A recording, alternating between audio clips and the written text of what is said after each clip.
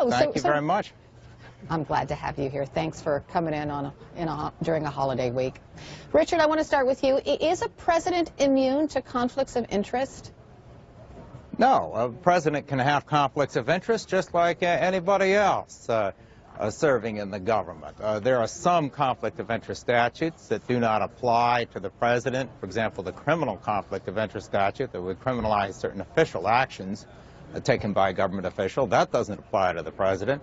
But the Emoluments Clause of the Constitution does, which prohibits foreign government payments and companies controlled by foreign governments from making payments to the president or any other government official. The anti-bribery statutes apply. There are a wide range of conflict of interest and anti-corruption laws that apply to the president. So Jan, why is Mr. Trump saying this, that the conflict of interest don't apply to the president? Well, I think that the distinction that the professor is making is that you can have a so-called conflict of interest, but it doesn't necessarily make it illegal. There is nothing that legally restricts the president from self-dealing, as long as it's not a crime of some sort like bribery or gratuities, and Richard also mentioned the Emoluments Clause.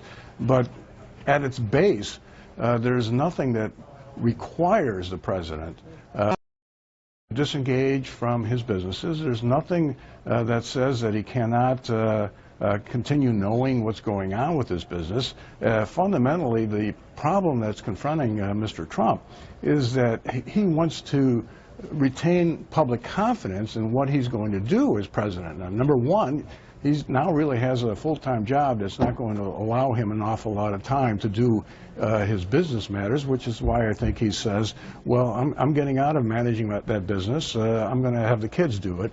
And number two, he doesn't want to be accused of self-dealing or put his businesses and his children in a position where they are going to be subjected to ingratiation by private interests.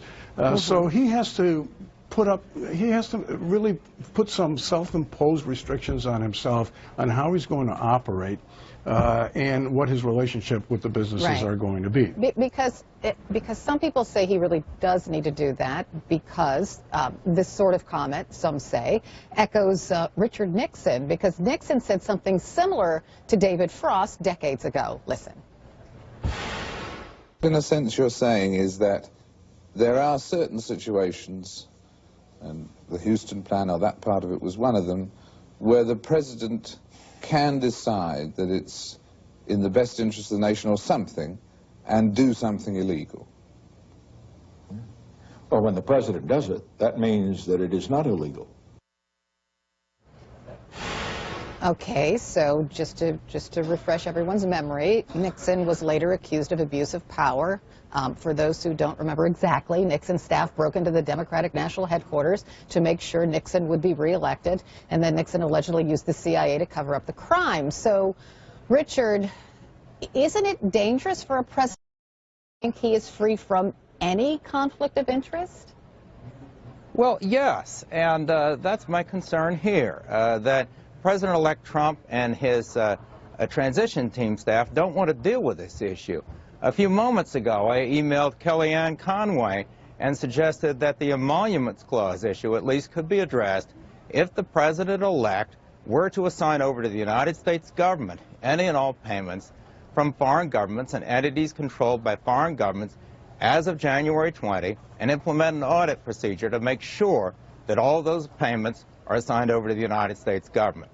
At least the Emoluments Clause issue could be dealt with. There are many other conflict of interest issues, but at least that could be dealt with in that way.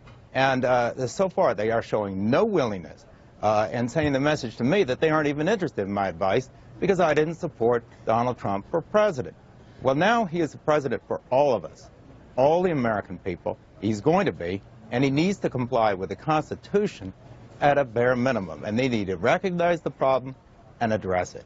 And they need to do that before the Electoral College meets, because I don't see how the Electoral College can vote for someone to become president if he's going to be in violation of the Constitution on day one and hasn't assured us that he's not in violation. This is just as important as your birth certificate, more important than your birth certificate or proof of age or what other requirements there are to become president of the United States.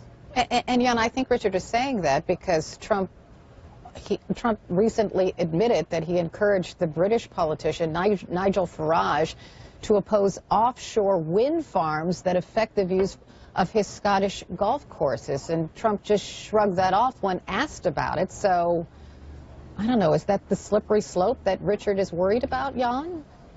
Well, I think that the Trump people are actively evaluating what can be done, what should be done, what must be done. You know, we're sitting here basically 2 weeks after Mr. Trump's very surprising election, and they have a full plate. The fact that they haven't made public disclosures on what they plan to do doesn't mean that they're not evaluating it, and I'm willing to give them some more time to actually see what they propose. But in terms of you know, what is legally required, I think that's clear that legally Mr. Trump is not required to divest himself of these interests.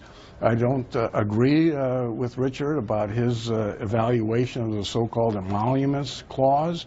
And ultimately, the way this is set up constitutionally is that if a president is engaging in what the Constitution calls high crimes and misdemeanors, then Congress retains the right of impeachment, which is what happened to President Nixon for his behavior, which, by the way, had nothing to do with private financial interests. It had to do with breaking in and covering up. So let's not confuse all of these issues and say it's all the same problem. Step by step, and I think that's what the Trump people are doing right